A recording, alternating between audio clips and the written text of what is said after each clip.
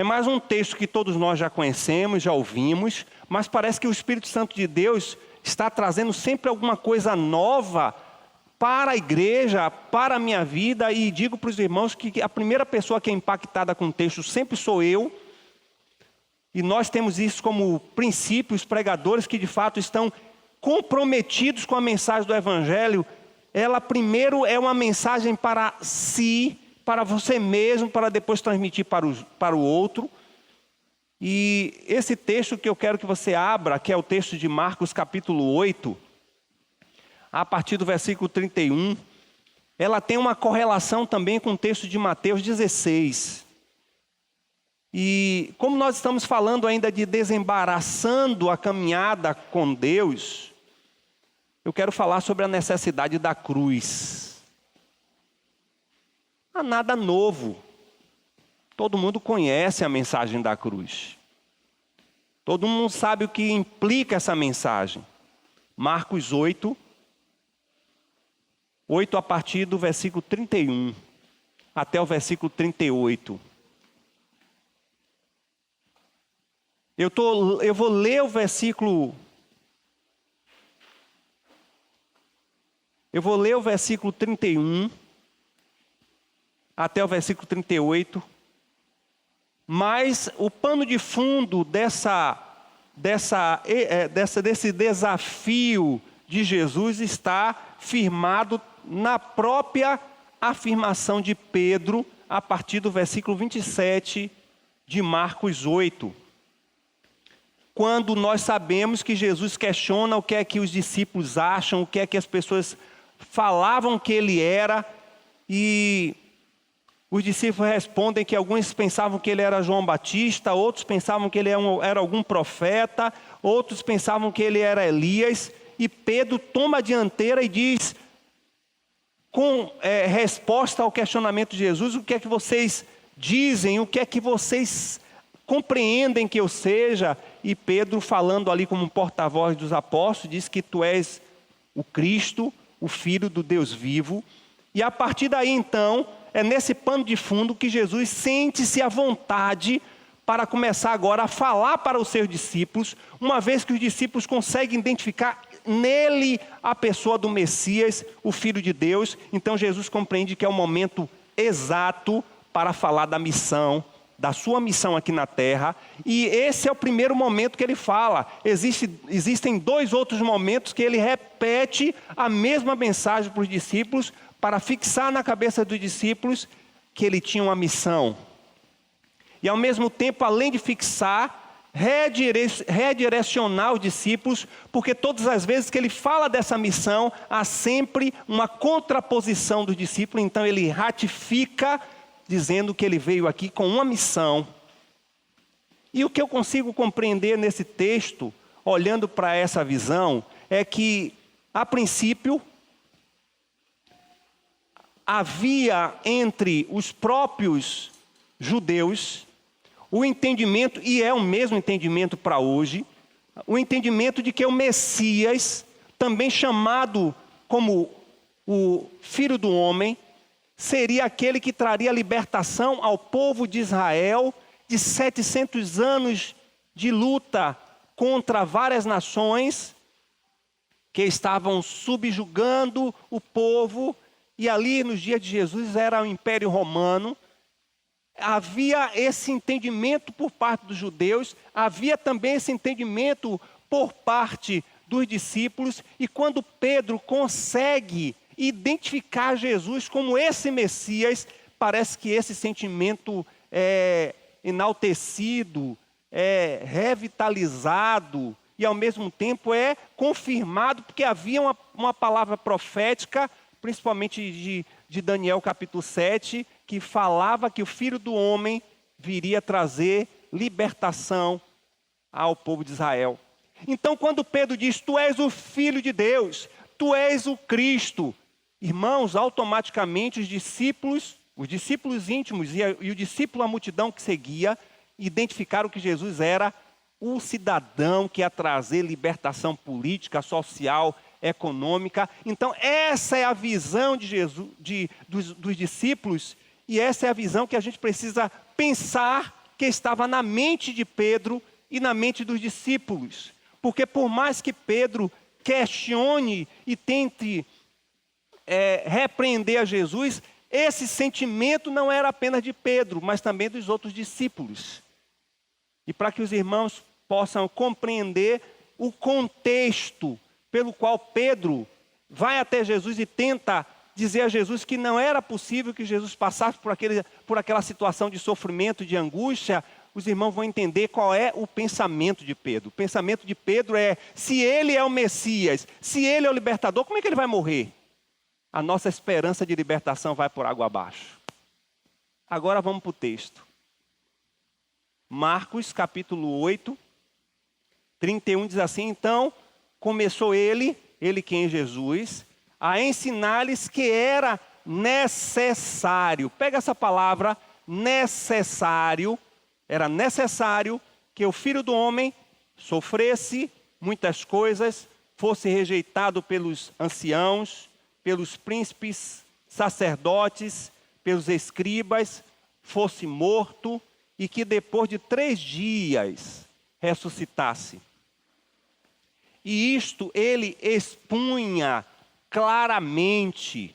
Na linguagem de hoje podemos dizer que Jesus estava falando de forma clara para os seus discípulos qual era a sua missão. A minha missão é esta. Esta foi a missão que o Pai me designou para que eu pudesse cumprir. E Jesus está falando isso de forma clara para os seus discípulos, como diz o versículo 32. E aí mais Pedro, chamando-o à parte, começou a reprová-lo. Jesus, porém, voltou-se, esse detalhe também do texto, Jesus voltou-se e fitando os olhos em Pedro? Não, fitando os olhos nos seus discípulos.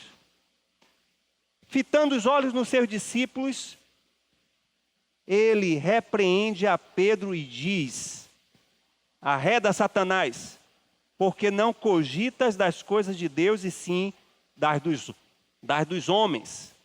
Então, convocando a multidão e juntamente os seus discípulos, disse-lhes: se alguém quer vir após mim, assim mesmo se negue, tome a sua cruz e siga-me. Quem quiser, pois, salvar a sua vida, perdê-la-á. E quem perder a vida por causa de mim e do evangelho, salvá-la-á. Que aproveita o homem ganhar o mundo inteiro e perder a sua alma? Que daria o homem em troca de sua alma? Porque qualquer que nesta geração adúltera e pecadora se envergonhar de mim e das minhas palavras, também o Filho do Homem se envergonhará dele quando vier na glória de seu Pai com os seus santos anjos. Senhor, a tua palavra ela é suficiente. Só queremos simplesmente a aplicação dessa palavra para as nossas vidas. Não queremos ouvir nada além, nem aquém daquilo que o teu Espírito quer nos falar nesta manhã. E quer falar conosco, que iremos visitar esta mensagem, que iremos ter a oportunidade em outro momento revisitar esse texto. Fala conosco. Fala conosco. Em nome de Jesus. O tema dessa mensagem é a necessidade da cruz. A necessidade da cruz. Como já falei do aspecto histórico, do aspecto contextual, em que havia 700 anos Israel vivia oprimido pelo Império Assírio, pelo Império Babilônico, pelo Império Persa, grego e ali agora o Império Romano. Então, o Filho do Homem haveria de trazer a libertação, e isso tinha sido profetizado. E de uma hora para outra, esse Filho do Homem agora é identificado na pessoa de Jesus, porque todos os detalhes que perfaziam as características do Filho do Homem estavam sendo encontradas em Jesus. De maneira que o texto diz, olhando na perspectiva do evangelista João, que o povo ele forçadamente queria proclamar Jesus a rei. Está lá no Evangelho de João, no capítulo 6, o versículo 15, que diz: percebendo então Jesus que estavam prestes a vir e levá-lo a forçar para proclamar um rei, ele retirou-se novamente sozinho para o monte. Ou seja, as pessoas conseguiram ver Jesus como o Salvador, o Messias, o Libertador, e queriam levar ele a rei. A rei. E não era essa a expressão que foi usada na crucificação? Jesus, o rei dos judeus. Não era essa placa que estava lá? Eles queriam levantar Jesus como rei, e de fato Jesus era rei. E é rei, mas não na perspectiva dos seus apóstolos, na perspectiva da cultura judaica, não na perspectiva humana, mas ele era e é rei na perspectiva de Deus. E Jesus então compartilha dos sofrimentos, que deveria ser peculiar ao Messias. Ele começa a falar porque ele entende que os discípulos agora já identificou que era ele, agora eles estão preparados para ouvir o que de fato eu vim fazer. E ele então começa a discorrer a ideia de que, como o Filho do Homem, como o Salvador, ele precisava sofrer, ele precisava ser rejeitado, ele precisava ser morto, e ele precisava também, depois de 3 dias, ressuscitar. O texto diz que era necessário isso. E os discípulos ficam aterrorizados. E Pedro chega a falar, na ótica de Mateus, lá no capítulo 16, o versículo 22, diz que Pedro, ele chamando Jesus atrás, como se fosse dar um sabão em Jesus, questionando Jesus, a expressão usada pelo grego é admoestado, ele é conduzido, ele é induzido a chegar até Jesus e questionar: Senhor, isso não vai te acontecer, você não vai sofrer, você não vai padecer, você não vai ser rejeitado, você não vai ser morto, porque você é o rei.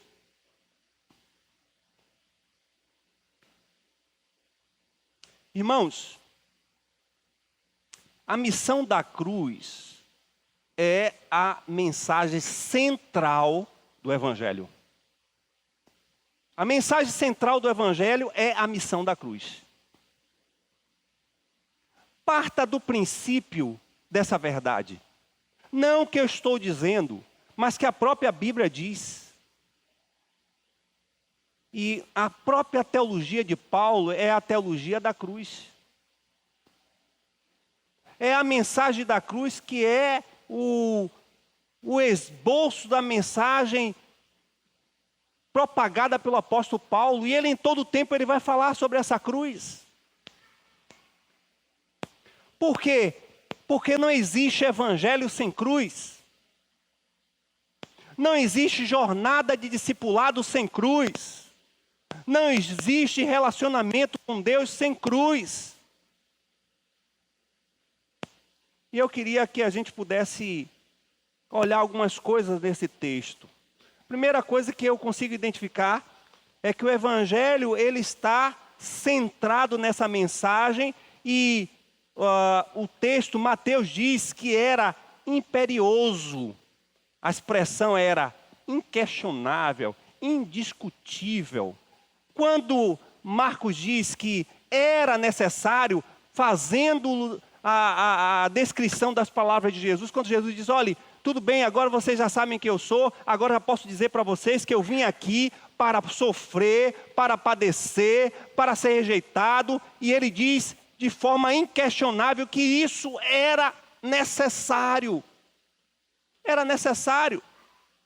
Por quê? Porque não existe evangelho sem abordar a cruz. Não existe a verdadeira compreensão do papel da cruz sem compreender o sacrifício de Jesus. Era e é necessário a cruz. Primeiro ponto que a gente vai ver como necessidade vital da mensagem da cruz, da missão da cruz é porque se não houvesse a cruz, não haveria um sacrifício substituto. Porque foi ali na cruz que Jesus assumiu as minhas dores e as tuas dores, a nossa destituição da glória de Deus. Foi ali na cruz que Jesus consegue selar essa ira de Deus contra a humanidade. Foi com todo o sofrimento e morte de Jesus na cruz que eu pude ter vida, porque eu estava morto. Como eu posso falar do Evangelho sem a cruz? É necessário. É inquestionável, é indiscutível que o Evangelho seja um anúncio da cruz. Segunda coisa é que não haveria nenhuma possibilidade, como não há, de nós mudarmos o nosso estado de vida e de caminhada para a morte se não houvesse a presença vicária substituta de Jesus, que o apóstolo vai falar que é uma propiciação, ou seja, o que ele fez na cruz foi propício e aceitável por Deus para perdoar os nossos pecados. Se não houvesse esse sacrifício de Jesus na cruz, não haveria vida para as nossas vidas. E eu gosto porque Marcos, ele é detalhado. Ele traz detalhes. Ele fala dessa missão da cruz, trazendo passos crescentes. Ele vai falar que Jesus precisava sofrer, precisava ser rejeitado, precisava morrer, mas iria ressuscitar. Lógico que Jesus, conhecedor da palavra profética de Isaías 53, que fala do servo sofredor, ele toma para si essa palavra profética de Isaías 53, que diz que Jesus, como Messias, ou o Messias quando viria, ele seria um sofredor, rejeitado, ele não teria formosura, porque ele levaria sobre si os pecados. Jesus se identifica com essa palavra profética, encarna essa palavra. Pedro, infelizmente, não conseguiu compreender, nem os seus discípulos, os discípulos de Jesus, compreender a missão da cruz. Eles nem sequer fizeram uma correlação. O que o Jesus estava falando com a palavra profética de Isaías. E acho interessante que Marcos, no versículo 32, vai dizer que além da necessidade da missão da cruz, essa mensagem precisa ser claramente anunciada.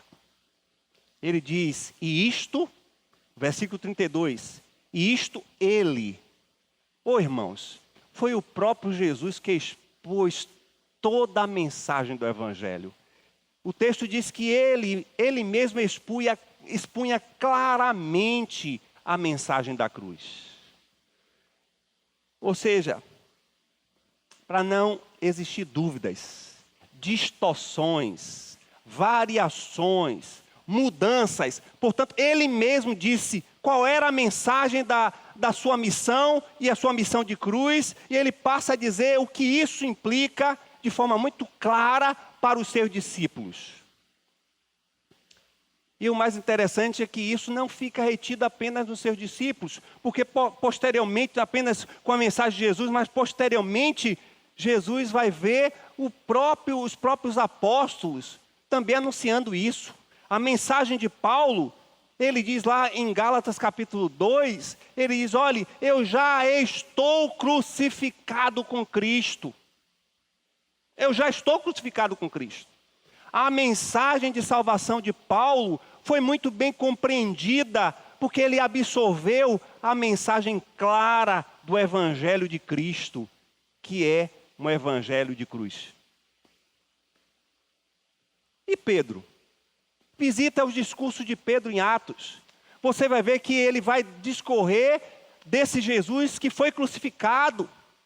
Ou seja, ele que outrora foi repreendido pelo próprio Senhor, tornou-se um porta-voz da mensagem da qual ele tinha sido repreendido antes. Isso é sinônimo de conversão. Nós não temos outra mensagem.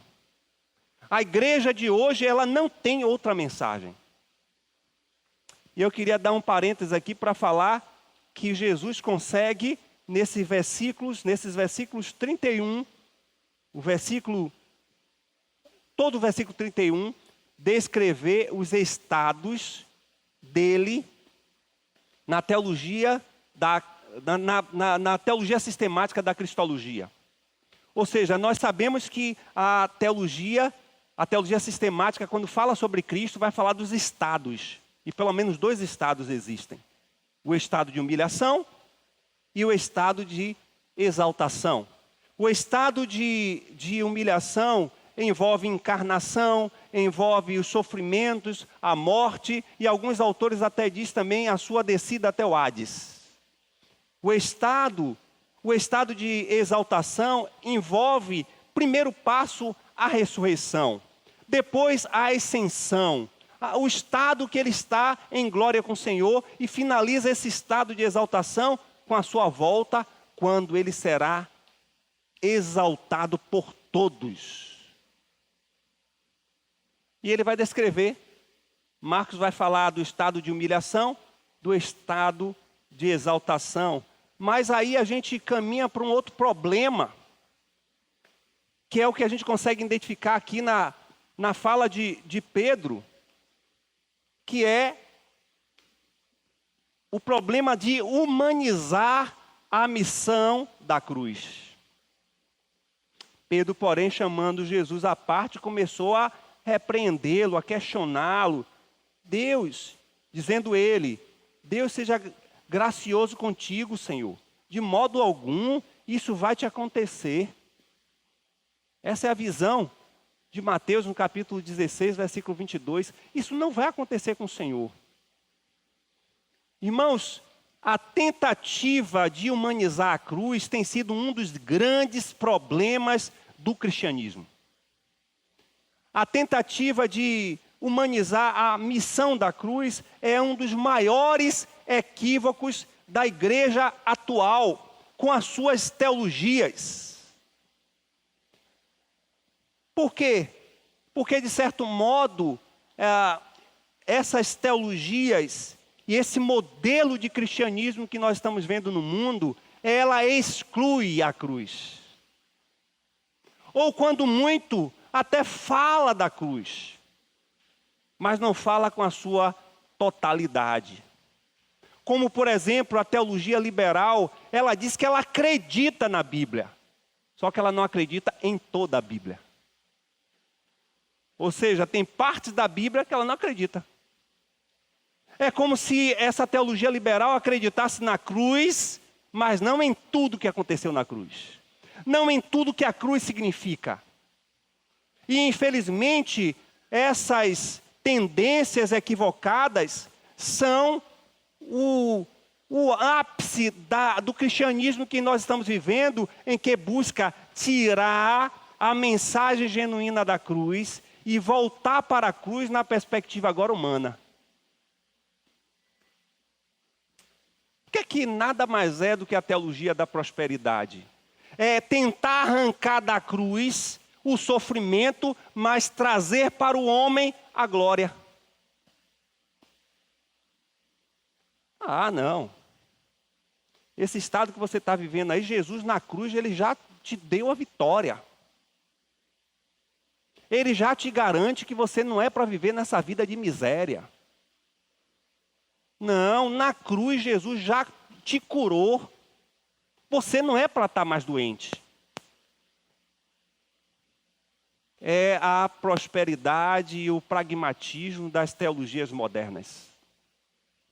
Observe que a mensagem e o alvo da missão da cruz era Jesus, homem, sendo sacrifício por nós, mas a modernidade humanizou tanto que Jesus já ficou de lado, quem está agora lá na cruz é o homem. Não como deveria ser, mas pelas benéficas que a cruz pode trazer para o homem.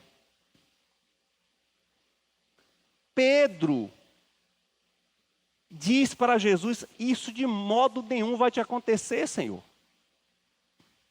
Por quê? Porque o espírito impulsivo, audacioso de Pedro levou a ele a um imenso ânimo, demonstrando a tal grande autoridade que ele via em Jesus como o rei, mas ele não conseguia olhar Jesus como o Salvador.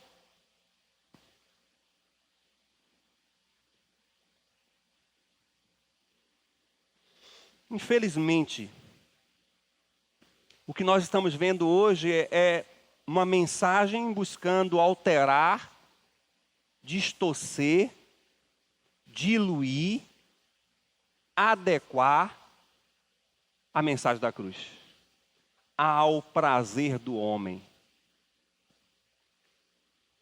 É um caminho perigoso. É um caminho de naufrágio da fé. Não é isso que a gente está vendo?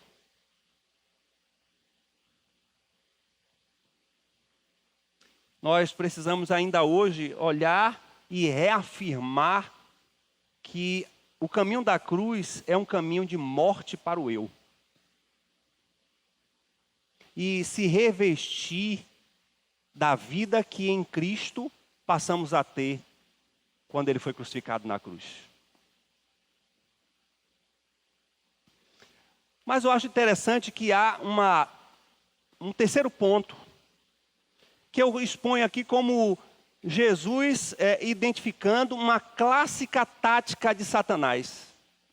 Olha o que o texto diz, o versículo 33 de Marcos 8. Entretanto, Jesus voltou-se, olhou para os seus discípulos e repreendeu severamente a Pedro. Dando um parêntese, irmãos, nós temos que ser realmente radicais com a mensagem do Evangelho. Eu sei que a palavra radical não é bem vista, mas é a que mais se adequa à realidade de nós nos tornarmos inegociáveis com a mensagem da cruz. Eu sei que nós somos, muitas vezes, nós enquanto líderes e nós enquanto membros de comunidade cristãs, nós somos todo o tempo a ser tentados a mudar esse discurso da mensagem da cruz, a diluir a dor e o sofrimento que é o caminho da cruz. Somos todo o tempo afetados, influenciados pelo mundo, mas nós não podemos ceder.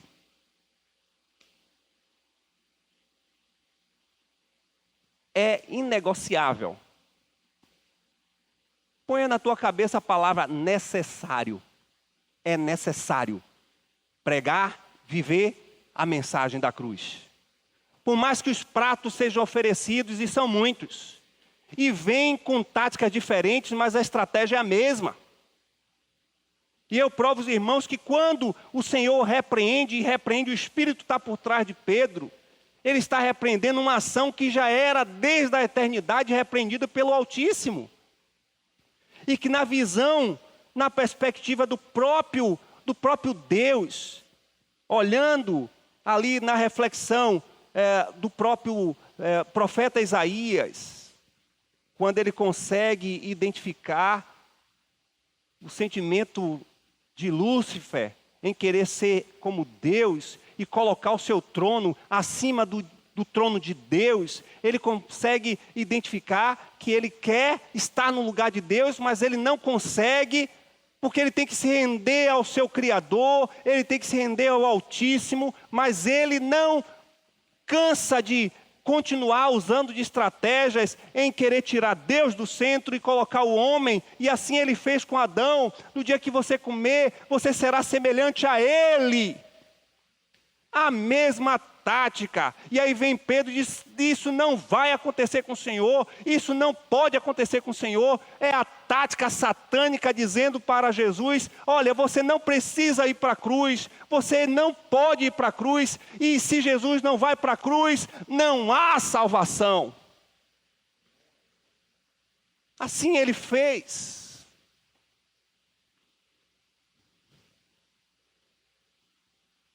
E Jesus aqui com essa postura, ele encara a tendência humana. Ele encara, repreende. Eu quero relacionar aqui 3 coisas porque Jesus repreende. A primeira, Jesus repreende porque as palavras de Pedro é a réplica das palavras de Satanás. Só você olhar lá a própria tentação sofrida por Senhor Jesus. Toda a palavra de Satanás é tentar tirar Jesus do caminho da mensagem e do sacrifício de cruz. Ele queria fazer todos os jeitos. Eu vou te dar todo o reino. Eu vou fazer todos os... Basta você me obedecer. Ele queria que Jesus perdesse o foco. Ele queria desviar Jesus da missão que ele veio cumprir. E não fique pensando que vai ser diferente comigo e com você, porque a tática é a mesma. Ele quer que você saia do caminho. Ele quer que você não fique na santidade. Ele quer que você resista e se torne uma presa fácil para as coisas desse mundo. É a tática velha de Satanás com as metodologias novas. Ele está relativando a fé, dizendo isso aqui não é mais pecado. Pecado depende do seu sentimento, depende do que você está pensando, já não é mais pecado. Ele está usando táticas mesmas, porque ele usa da mesma tática. Só que a igreja, ela está dormindo. Então, era preciso repreender, porque Jesus estava vendo a réplica das palavras de Satanás por trás da consciência de Pedro. Segunda coisa que eu observo nessa repreensão dura, radical de Jesus, é que Jesus, ele não questiona, ele não dá nenhuma brecha para trazer dúvida à sua missão. Então, para não dar mais vazão a nada, que ele poderia dizer, realmente, Pedro, você tem razão, eu sou o rei dos reis. Não, está repreendido. Eu te repreendo. Não há negociação, não há flexibilidade, não há diluição para as coisas que não competem a Deus. Para pecado não existe questionamento, nem justificativas, nem racionalizações. Nós enfrentamos o pecado de frente e declaramos não pecado. Mas tem muitos crentes assim, não pecado, peraí. Dependendo dessa ótica aqui, Jesus é de graça e de amor. Isso aqui eu posso fazer. Não, isso aqui eu posso até guardar lá dentro do meu coração. Não, isso aqui, isso aqui é um pecadinho desse. Pecado a gente repreende de cara. Não questionamos o pecado. É isso que as teologias modernas e as ideologias secularistas estão colocando na cabeça da igreja. Isso aqui não é mais pecado. Isso aqui parece que é pecado, mas não é. Porque no final de tudo, Deus é Deus que quer a sua felicidade. Deus é Deus que quer o seu prazer. Então você acha que agora esse relacionamento que você não está feliz? Estou sim. Então, Deus é amor. Não tem problema de você estar com o marido dos outros. Não tem problema de você estar traindo a sua mulher. Deus é amor, Ele vai me perdoar. E a igreja está fazendo arranjos para adaptar o pecado e ser concebido no meio da igreja como natural.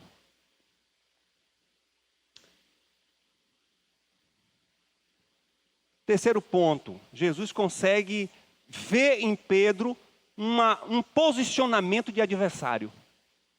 Porque tudo que tira o foco da missão de Jesus, tudo que tira a minha vida em relação à minha caminhada com Jesus, é uma distração. E quem nos distrai para tirar o nosso foco, a nossa missão, o nosso propósito, é o nosso adversário. É ele que traz os embaraços para a gente não ter intimidade com Deus. É ele que cria os obstáculos, usando mais 2 outras ferramentas que no decorrer dessa série nós vamos ouvir a ferramenta da natureza carnal. O que é que o diabo faz quando você precisa orar de madrugada? Poxa, esses dias Salvador está um calor, você está aqui no seu cantinho, você vai levantar para orar e vai orar pelo pastor. Quem o pastor ora? O pastor é um homem de oração, ele mesmo ora por ele.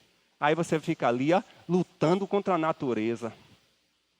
Não, hoje eu vou fazer um propósito de um jejum espiritual, porque eu quero o fortalecimento da minha igreja, eu quero o crescimento da minha igreja. Aí a carne aí treme. Ela diz que não.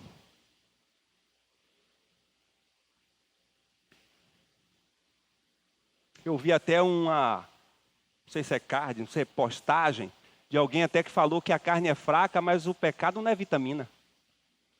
Eu achei interessante essa frase. A carne é fraca, mas o pecado não é vitamina. É verdade.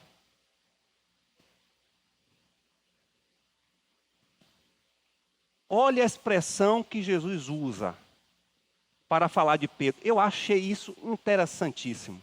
Mateus 16, 23 é assim, Jesus virou-se para Pedro, eu estou pegando agora na ótica de Mateus. A gente está olhando Mateus e está olhando Marcos. Mateus agora diz, Jesus virou-se para Pedro, disse, para trás de mim, Satanás, você é uma pedra de tropeço para mim. Interessante que tempos atrás, o Senhor Jesus tinha dito que Pedro seria uma bênção, uma pedra, um vaso nas mãos do Senhor. Agora o mesmo Pedro estava sendo um obstáculo para que Jesus não cumprisse a sua missão na cruz.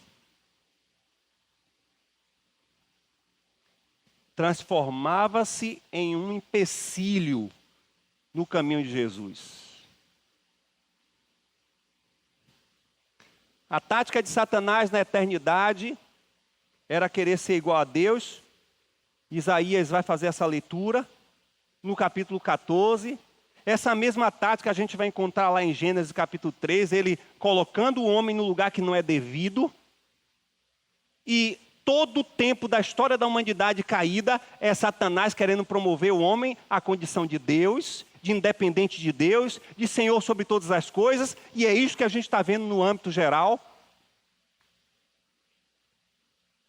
Porque é uma ardilosa estratégia velha dele com mecanismos novos.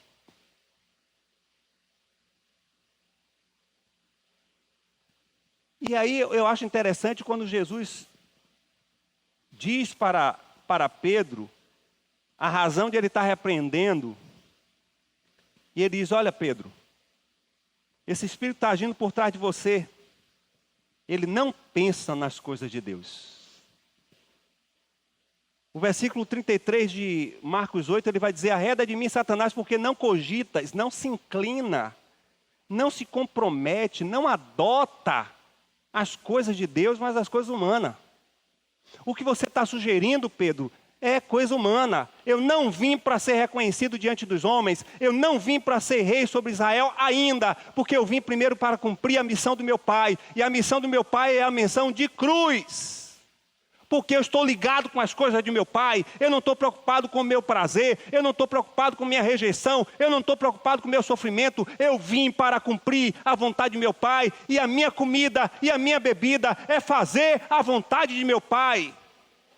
É isso que Pedro está sendo repreendido, e nós estamos nessa manhã sendo repreendidos, dizendo, não adianta estarmos andando em namoro com o mundo, não adianta termos um comportamento que favorece ao modelo do mundo. O Senhor está nos chamando para ter e cumprir a missão que Ele nos chamou, de vivermos em santidade, de ser o seu povo santo, de ser o seu povo que não negocia os seus valores, de ser o seu povo que não está lidando diretamente com as coisas do mundo como se fosse natural. Nós somos um povo diferente.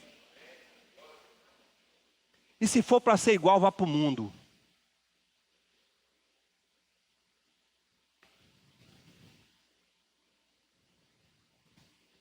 Jesus está dizendo, adota, Pedro, adota as minhas perspectivas, pensa nas minhas coisas.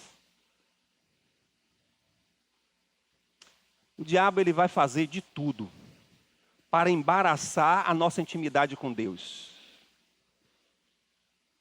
Com alguns de nós, ele não tem evidência nenhuma, nem força nenhuma, porque ele não tem capacidade de nos alcançar. Ele pode nos oprimir a nossa alma, colocar pensamento, sentimento, mas ele não pode tocar em nós. Os que são de Cristo são selados pelo Espírito Santo e o diabo não pode. Mas ele tem táticas terríveis e malignas. E quando Jesus diz isso, Jesus está retroalimentando a ideia para Pedro de que Satanás não tem nenhum compromisso com Deus. Ele não tem nenhum compromisso com Deus. Ele não tem uma visão de Deus, ele não tem um sentimento por Deus, ele é o opositor.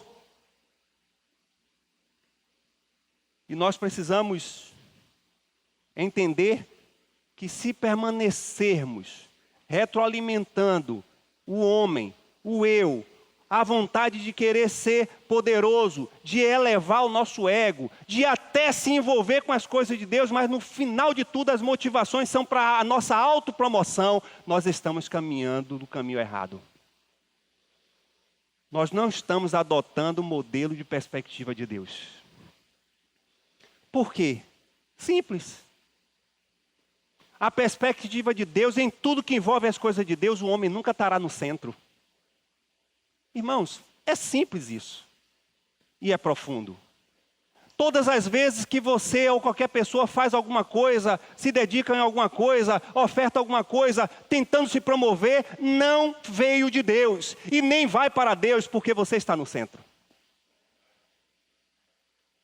Pedro, você não pode ter essa perspectiva desse inimigo, porque ele pensa nas coisas humanas, ele usou essa tática lá no início, ele está usando essa tática agora. Pedro, pense nas minhas coisas, pense na minha perspectiva, saia do centro e me põe.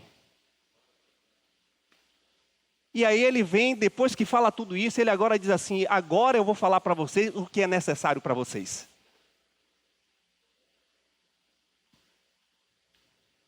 É o quarto ponto. É o desafio de cumprir a minha missão de cruz. Você tem uma missão de cruz. Se você tem parte com Deus, se você está na perspectiva de Deus, se você quer agradar ao Senhor, você tem uma missão de cruz. E eu queria que você falasse de alto e bom som, para que todo mundo ouça, inclusive o seu ego. É necessário a morte de nós mesmos. Bora, quero ouvir a igreja. É necessário a morte de nós mesmos. É uma opção? Não. É uma probabilidade? Não. É uma sugestão? Também não. Porque Jesus vai falar no versículo 34, então convocando a multidão, e juntamente com seus discípulos, ele diz-lhes. Essa palavra diz-lhes, é como se ele estivesse falando mais uma vez o que ele disse lá no início. Chama os seus discípulos, chama a multidão e ele diz agora, é necessário para que vocês me sigam. Isso aqui, ó. Irmãos, eu amo Jesus. Eu amo Jesus porque ele não fica floreando, ele não fica questionando, ele não fica diluindo, ele diz como ele é. E ele diz como nós devemos segui-lo. Se alguém tem dúvida disso, precisa pedir a orientação ao Espírito Santo de Deus, porque a palavra ele diz claramente, olha, vocês querem andar comigo, vocês querem ser meu discípulo, pense do jeito que vocês quiserem, não. Haja do jeito que vocês... Não, tem que ser desse jeito. Igreja é desse jeito. É necessário, é inquestionável que você assuma esse compromisso de negar a si mesmo, tomar a cruz e aí seguir. Se não for para ele ser o centro, para ele receber a glória, o louvor, o reconhecimento, não serve para ser discípulo dele. Nós estamos vivendo o século da valorização e da superimportância que se dá aos valores humanos. Valores de títulos, de recursos, de poder. Porque é a velha tática com roupagem nova de Satanás. Como ele sabe que ele não pode deter a glória do Senhor, como ele sabe que ele não tem poder porque ele é criatura. Isso faz muita diferença. Ele então quer macular a imagem de Deus. E a imagem e semelhança de Deus é o homem. E desde Adão, a intenção dele é isso. Eu quero destruir. Já que eu não posso com você, eu vou destruir com sua imagem. E a queda de Adão até hoje, a promoção que Satanás faz é colocar o homem no poder. Ele é tão estratégico que a história de Apocalipse vai nos mostrar que Satanás, que ali agora é um dragão, que lá no início era uma serpente, porque a dimensão da sua malignidade é pequena, e se alguém questiona se as coisas estão diferentes, estão sim, e de forma muito maior, porque a Bíblia diz que lá no início ele era uma serpente, e cá no final ele vai ser um dragão para mostrar a sua malignidade, a sua mortandade. Isso significa que ele vai agir de tal forma que não vai ser evidenciado a sua glória, mas ele vai colocar um homem. Lógico que esse homem vai refletir ele. Como Jesus refletiu a glória do Pai. Como eu estou refletindo agora a glória do Pai. Ele vai colocar um anticristo, que vai ser o cara. Porque ele vai promover a essência e sublimidade do maior homem de toda a história, que vai ser o anticristo. E ele está por trás. Ele quer promover você. A missão da cruz promove Cristo. Anula a minha vida. A estratégia de Satanás é promover você. É a sua oração. É o seu serviço. É a forma que você lidar com Deus. Você é a pessoa. Eu sei que nós somos especiais na visão de Cristo, porque Ele nos alcançou e nos fez especiais nele. Mas se tirar Cristo, eu sou um pobre pecador. Com Cristo eu sou filho do Deus Altíssimo. Sem Cristo eu estou morto nos meus pecados e delitos. Com Cristo Ele gerou vida e nova vida. Não é opção. Ou Ele é o centro, Ele é o Senhor, ou é para você promover o seu nome, ou então você não serve. E Jesus traz isso para mostrar a similaridade da cruz dele com o discipulado dos seus discípulos. Por isso que eu disse que eu amo Jesus, porque ele deixa claro. Ele diz, olha, eu passei por isso. Foi essa a minha missão. E eu estou agora passando para vocês a mesma missão. Você vai sofrer, vai ser rejeitado, vai ser morto e vai ressuscitar. E essa visão que eu estou falando é reafirmada pelo apóstolo Pedro, lá na primeira carta de Pedro, no versículo 21. Eu amo esse texto. Ele diz, também Cristo padeceu por nós, deixando-nos, o quê? O exemplo. Como então viver o evangelho sem passar por luta, sem passar por dificuldades, sem passar por aflições, se o meu Jesus passou? Esse não é o evangelho de Jesus que diz que você tem que estar bem o tempo todo, que você tem que estar de boa em tudo, que você tem que estar alegre em todos os momentos. Não, nós vamos passar por aflições, nós vamos passar por lutas, por desemprego, por enfermidade, mas Jesus tem sentido em nossas vidas. É por isso que a ressurreição fica no último estágio. Porque depois que essa natureza toda está destruída, e a essência maior da destruição humana é a morte, por isso que é o último inimigo a ser vencido, nós vamos padecermos. Não há nenhuma probabilidade de esse estado que nós estamos, mesmo justificados em Cristo, ir para a glória. Nós precisamos ser revestidos de um novo homem, de um novo corpo.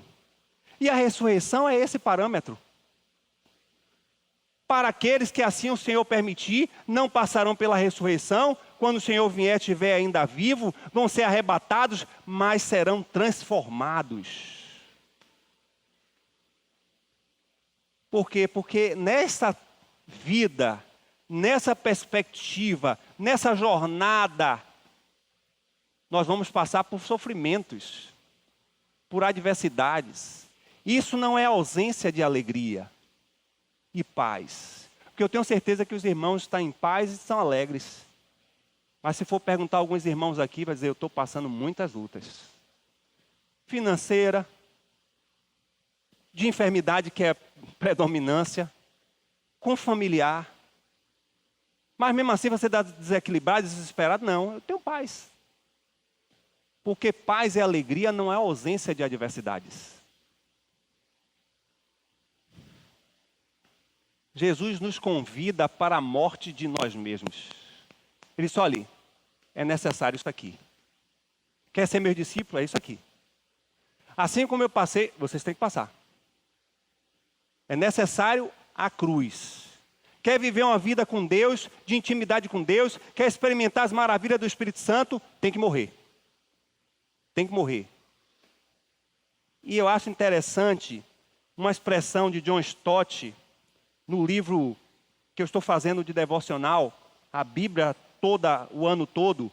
Ele vai dizer nesse texto o seguinte: parece-me extraordinário que Jesus tenha deixado de referir a sua cruz, para se referir agora à nossa cruz. De algum modo, ele está dizendo que se alguém quer segui-lo, deve tomar a cruz que ele tomou. Não podemos deixar de observar mesmo o tom da palavra necessário. O que é que Stott está falando? Está dizendo que Jesus diz assim: olha, vocês querem ser meus discípulos, agora tem que seguir com a minha cruz. É necessário isso aqui. Que Lucas vai dizer, vai dar um advérbio para a gente, que esses detalhes a gente não pode deixar passar em branco. Lucas vai falar no versículo 33 do capítulo 9, ele vai dizer que nós devemos tomar a nossa cruz diariamente. Isso significa que o convite que o Senhor nos faz é uma morte diária. Todo dia eu tenho que morrer para mim mesmo. É a condição, é necessário, é inquestionável que essa seja a postura de todo o discípulo de Jesus, que morra para si mesmo para seguir a Jesus.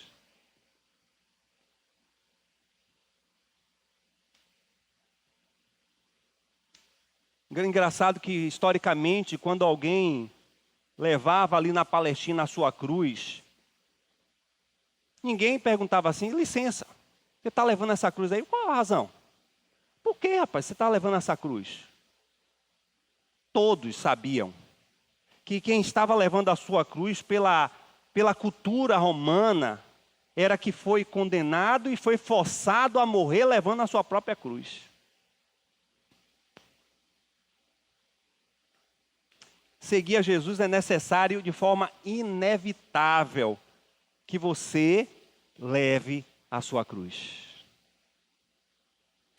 E discípulo, quero já finalizar, e ele diz para a gente uma outra afirmação maravilhosa aí no versículo 36, ele vai dizer assim, aí, discipulado é viver com a perspectiva de vida diferente, é viver também na minha perspectiva. Ele vai dizer, portanto, se alguém quer ganhar o mundo inteiro, ele vai perder a sua alma.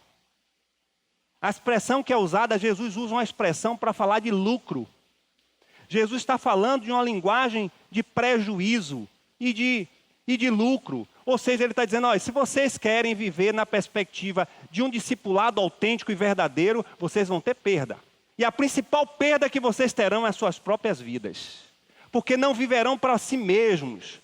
Jesus não está chamando a gente para um suicídio, Ele está nos chamando para um suicídio espiritual, onde a gente morre para nós mesmos, para viver a vida dele, porque se nós vivermos nessa terra, na perspectiva de nos agradarmos, nós vamos morrer e nós não vamos ter nada. Ele está chamando a gente para um lucro ou uma perda. Você é que vai escolher. Engraçado que 2 perguntas sem respostas. Ninguém respondeu. Que aproveita o homem ganhar o mundo inteiro e perder a sua alma? Ele está falando para os discípulos. Ele está falando para a multidão, ele está falando para mim e para você. O que adianta você viver a vida toda, 70 anos nessa vida, 80 anos, 90, quanto Deus programou, quanto Deus escreveu para que você venha viver e você só está vivendo na perspectiva de fazer as coisas desse mundo? Você vai ter perdas, você não vai ter lucros. Que darei o homem em troca? E ele finaliza dizendo que ou vocês vão tomar uma postura de me seguir nessa perspectiva, ou serão envergonhados diante dos homens e diante de Deus. Mas também ele nos chama a valorizar essa caminhada com o lucro de vê-lo no ápice da sua cruz, que é a sua volta. O versículo 38 ele vai dizer isso: o Filho do Homem, quando ele voltar em glória do seu Pai, juntamente com os santos anjos, também a esta pessoa não oferecerá honra. Vale a pena morrer para esse mundo. Vale a pena morrer para nós mesmos. Vale a pena tirar a gente do centro, o eixo, o objetivo central de viver. A gente não foi chamado para viver para nós mesmos, para agradar os nossos próprios sonhos. Isso é duro, isso é difícil. Eu sei que tem muita gente que sonha aqui com muita coisa, acha inclusive que é muito bom viver nessa terra, é uma terra maravilhosa, que aqui está legal, mas se você continuar nessa perspectiva, você vai se frustrar e você vai ter perdas. E pior que vai ser perda eterna. Você vai ser envergonhado por viver toda uma vida, e só temos uma, porque nós não acreditamos em reencarnações. Você só vai ter uma vida, e essa vida que você está empregando todo o seu esforço, toda a sua capacidade, empreendendo todos os valores, você vai perdê-la, porque você está vivendo para si mesmo. Você vai ser envergonhado. Duro essa mensagem, mas é a mensagem do meu Jesus, e ele diz: é necessário isso. É necessário eu expor isso publicamente, é necessário claramente eu deixar explícito para todos que para me seguir é nessa perspectiva.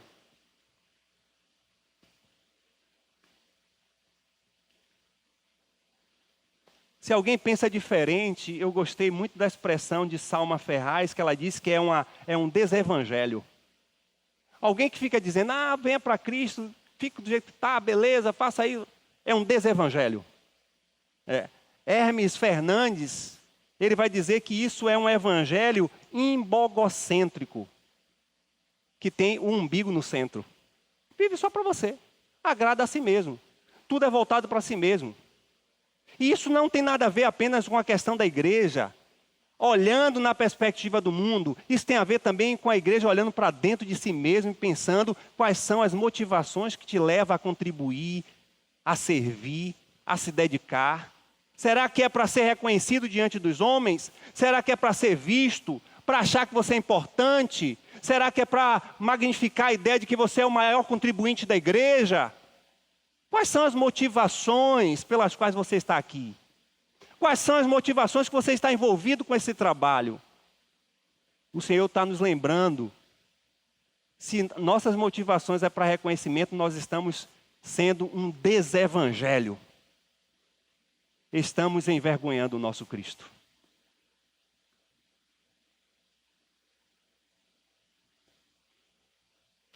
O convite que Jesus nos faz hoje é: quanto de nós estamos dispostos a continuar essa jornada? Quantos? Quantos estamos dispostos a ter perdas para esse mundo, mas ter a lucratividade de viver a vida eterna e receber o selo dessa vida eterna na glória do Senhor?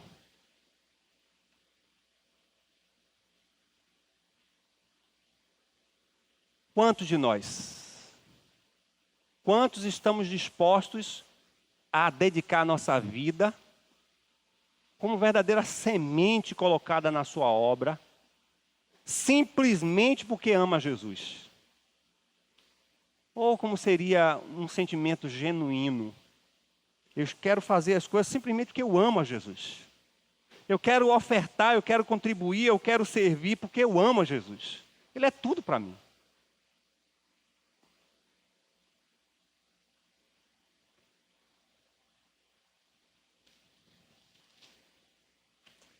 Quer viver a vida de relacionamento, de intimidade com Deus? Você precisa necessariamente assumir a missão da cruz. Não tem outra opção. Ou é isso, ou não serve para ser discípulo. Eu sei que não é a mensagem que a gente tem ouvido. Eu sei que não é uma exortação que a gente tem aprendido a ouvir nesses últimos tempos. E como a tática de Satanás está se ampliando, eu tenho certeza que cada dia menos nós vamos ouvir a mensagem da cruz e cada dia mais a valorização do eu. Cada dia mais Jesus vai ficar de canto. e mais um homem no centro. Ao ponto de ele bater a porta porque ele já está do lado de fora. E vamos ver cada dia mais pessoas extremamente entretidas com o culto, participando das atividades, envolvidas até em um ministério, mas as motivações erradas, sem um genuíno e exclusivo amor por Cristo. Vamos ver cada dia mais as pessoas participando das atividades do Senhor, envolvido com as suas coisas e cada dia mais com um testemunho completamente contrário a tudo que se diz que crê. Vamos ver no decorrer do tempo uma igreja tão próxima do mundo que ninguém vai distinguir o que é igreja e o que é mundo. Mas eu creio nos discípulos. Eu creio nos discípulos. Aqueles pelos quais entendem, compreendem explicitamente que Jesus não veio se promover como rei, e podia, e era legítimo, mas ele veio para cumprir o plano do Pai. Agora sim, ele vai voltar como rei, porque assim o Pai o quer. Ele vai voltar para ser glorificado. Agora, queira ou não queira, os humanos e a humanidade vai se dobrar diante do Rei dos Reis. Aí sim, ele vai vir com glória e poder, porque o Pai assim o quis. Uma vez que ele cumpriu a sua missão, agora ele vai voltar para reinar. E toda língua vai confessar e todo joelho vai se dobrar. Não existirá nenhuma potência humana que não vá reconhecer que Ele é o Senhor. Aquele que era sofrido, aquele que era servo rejeitado, Ele vai voltar agora em glória, exaltado, como Senhor sobre todas as coisas. E a terra vai tremer, o inferno vai tremer, o céu já está tremendo, porque Ele vai vir em glória e eu estarei com Ele. Enquanto isso, eu estou me matando a mim mesmo todos os dias. Vez ou outra revisitando minhas atitudes, minhas ações, as verdadeiras motivações e levando o meu eu para a cruz. Vez ou outra acordo e me lanço diante do Senhor pedindo perdão, que parece que é uma coisa que a gente não tem mais prática de fazer. Confissão de pecados. Nós estamos tão generalistas que a gente, Senhor, perdoa todos os nossos pecados.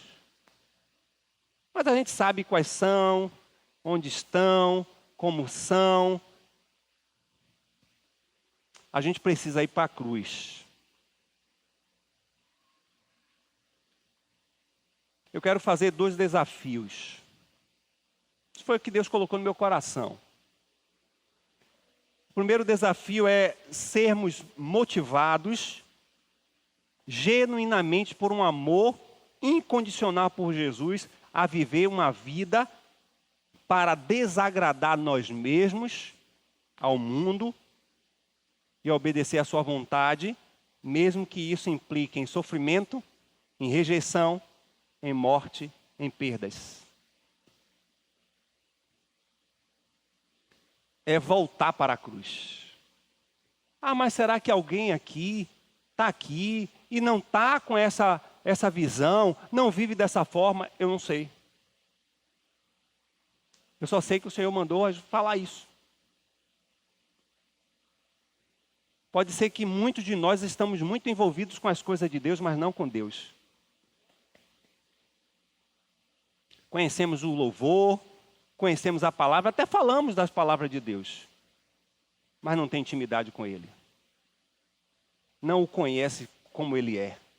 O desafio nessa manhã é, você está disposto ou disposta a ir realmente para a cruz e segui-lo?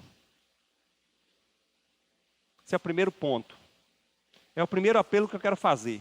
O segundo é, quanto de você quer servir por amor a Jesus, simplesmente por amor a Jesus, e que hoje nessa manhã você diz, Senhor, eu não sei o que fazer, nem como fazer, mas não compete a mim isso. Compete a mim e a você apenas se dispor. Porque a gente está cheio de irmãos que participam do culto, mas precisamos ser o culto.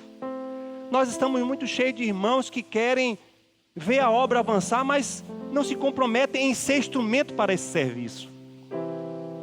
E volto a repetir, não sei o que e como, mas também não compete a gente, é o Espírito Santo que vai te direcionar, é o Espírito Santo que vai dizer a você o que você vai fazer, o que você não vai fazer, e graças a Deus que na obra do Senhor não tem serviço inútil.